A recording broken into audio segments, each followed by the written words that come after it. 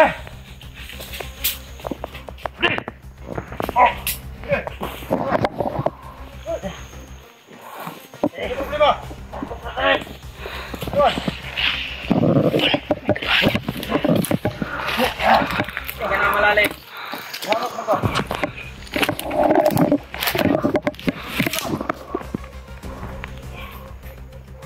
taklay? Ano ba, Dongson? Ito si Mana taklay? At pagkat niya ang naibandala. Ano mo diyan?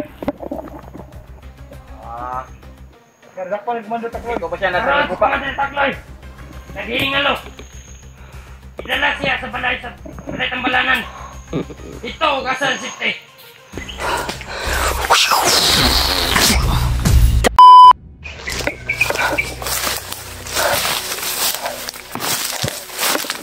Sana kayo si Julio. Wala. Yun. May putukan sa unahan. Tayo. Ano hanap yung si Julio na yun? Bakit lang hindi na masyadong masakit yung ulo ko to. May kunti pang akong na walan sa ulo ko.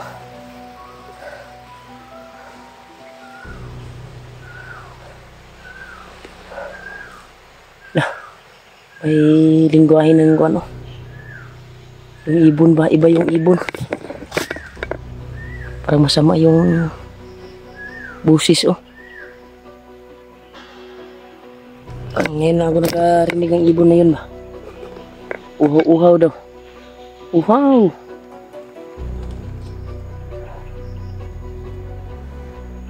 Kaya si Julio ngayon. Sana hindi napahamak si Julio tol. Pagdasal po natin. Muntikan ako kay Takloy ba. Buti na lang sinubukan niyang hinawakan yung kwantol, yung bandana ko. Pero hindi niya nahawakan. Napasok siya, murag na kurintihan siya ba. Masakit na siguro yung dinana sa kanyang katawan. Kaya siya umalis.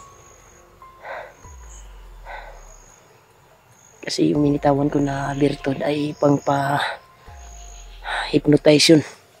Papawala sa hypnotize at pangpahina ng kuwan niya.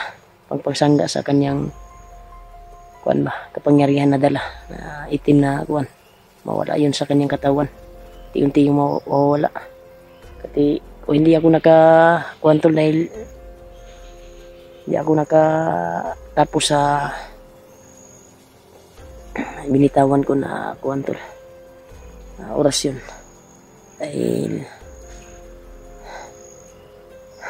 may orasyon siya na binitawan na parang talab na talab sa katawan ko. Yun ako napatumba ako. Trinay niya ulit at yun nagkasumpaki yung kuwan namin. Kaya pinablan din siya ang virtud na binitawan ko to. Pero try nating hanapin si Julio ngayon dahil yung purpose sa kanyang mga tauhan kanina ay ang hinabol nila si Julio. Ako yung target ni Takloy kanina kaya nagkasagupa kami, nagka-enkwentro kami ni Takloy.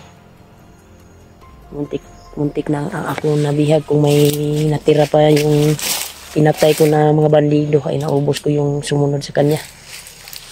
Pero kung sa akin yung humabol sa lahat, yung bandido na nagabuling ka Julio, sigurado bihag na ako ngayon. Iwan ko si Julio ngayon. Sana sa'yo magpahuli. At magkita na kami kaagad. Ay nasakitan yung ulo ko tol, tama ng kuwan. Kaya napag-isipan ko na yung sabi ni Lulu Ambo. Grabe yung pinsala na natamo ko kanina tol. Wala yung lakas ko. Pwedeng nanghina yung katawan ko. Parang hindi na down ako. Pero hindi ko na nakalimutan yung sabi ni Lulu Ambo na pag mapuruhan ako ng kalaban at kuwan ako ay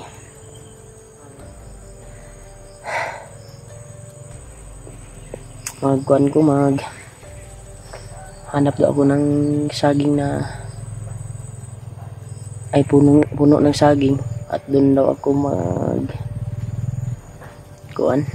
magsandig ba, kung sa Bisaya pa sandig, mag-relax tol ba. Doon ko na banggitin yung pagpawala ng kuhan sa katawan, orasyon na tamo ko sa katawan ko, kaya gumana din tol.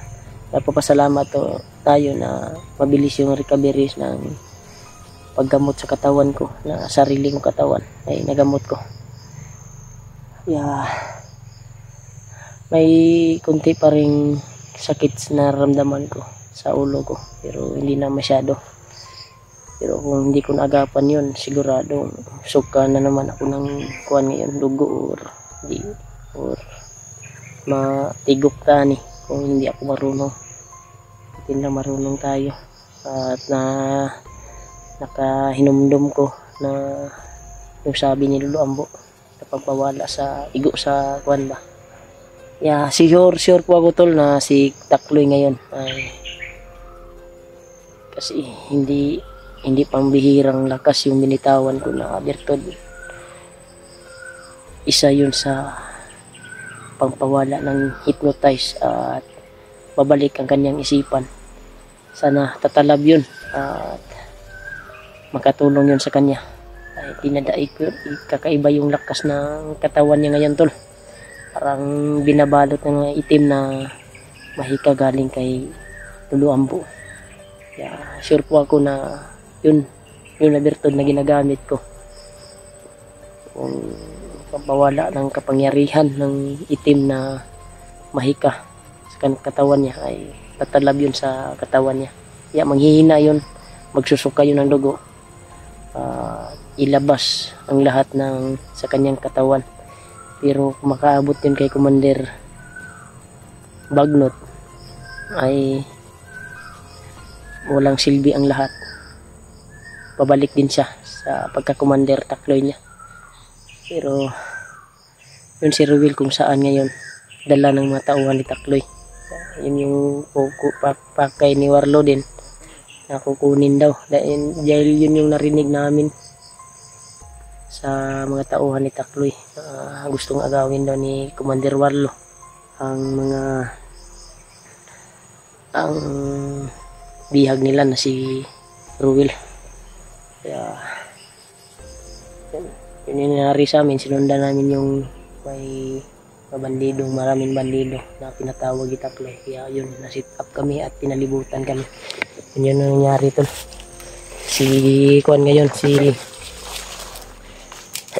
Sana si Julio ay ligtas siya ngayon. Sana ligtas siya. Hindi siya nahuli. Ay pagdarasal po natin tol ang kaligtasan ni Juan. At may Juan naman yun, may agimat naman yun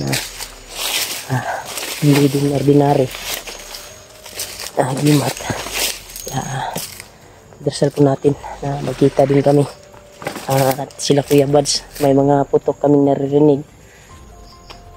May putok kong narinig ngayon, pero malayo.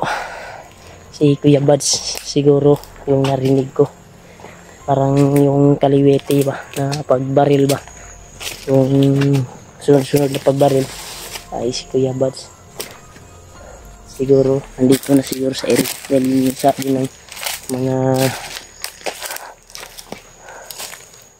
bandido narinig ko.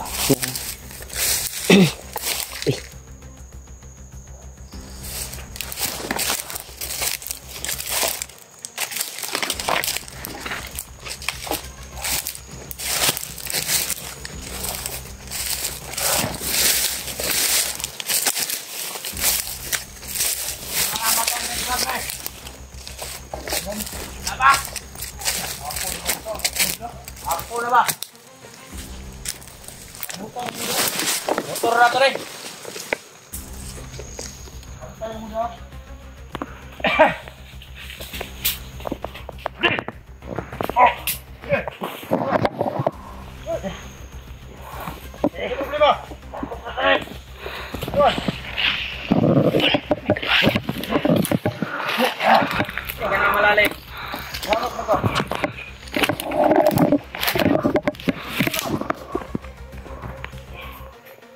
Commander Takloy.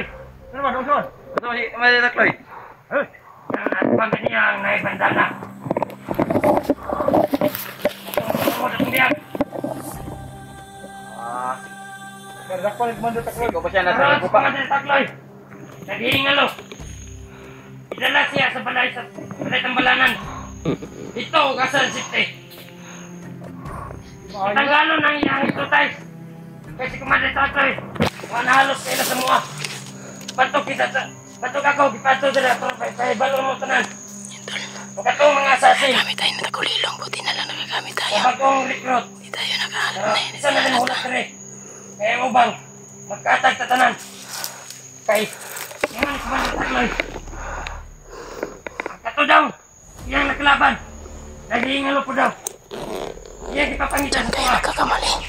Sino mayo na kumakitan? Pati na to. Ano siya? Pati yun. Basta Basta. ang isa diriya. Magulat sa mag-recruit. Pagbantay mo. Mga ikaw tanan para ka Commander Takloy. Gulat daw. Bantay ka. Abutan mo mga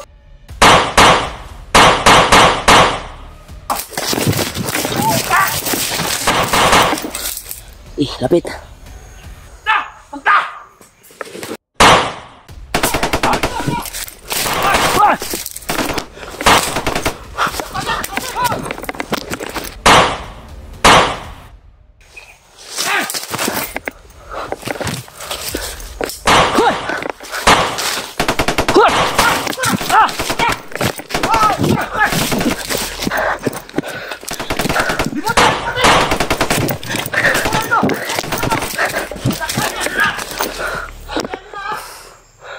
Ilapit.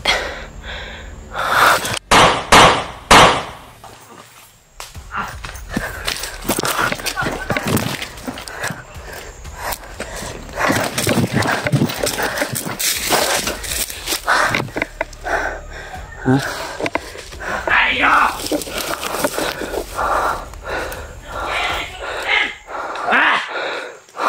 Wagi! Sige.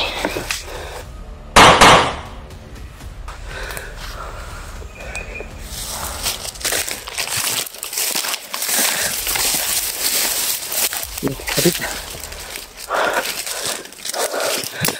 Tuog rong ba? Silubong na tayo.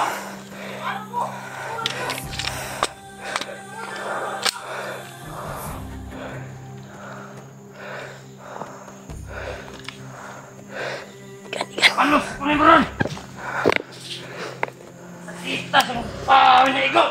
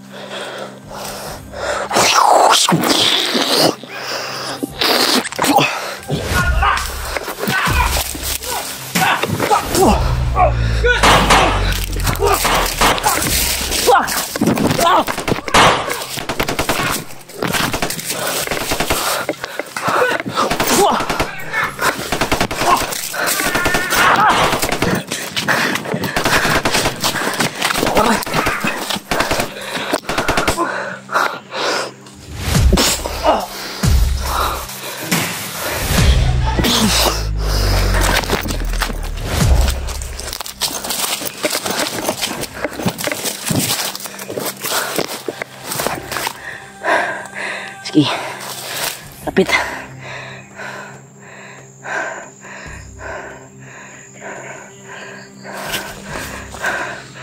Marami. Sila. Marami sila. Dapat tayo.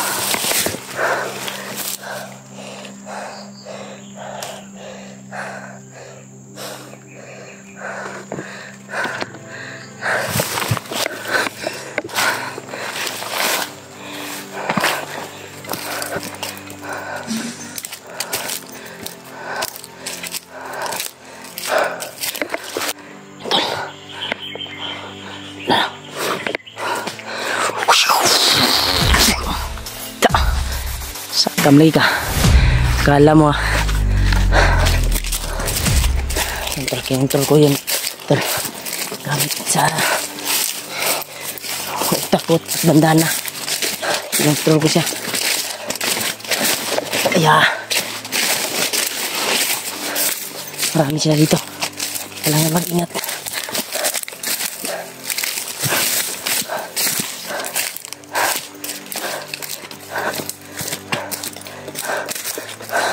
Marami sila dito tol. Orasyon yung ginamit natin para hindi tayo magbulabog agad. Yung ginawa ko kanina ay sinadya ko yun. Tinutukan sila. Dahil nangigigil na ako.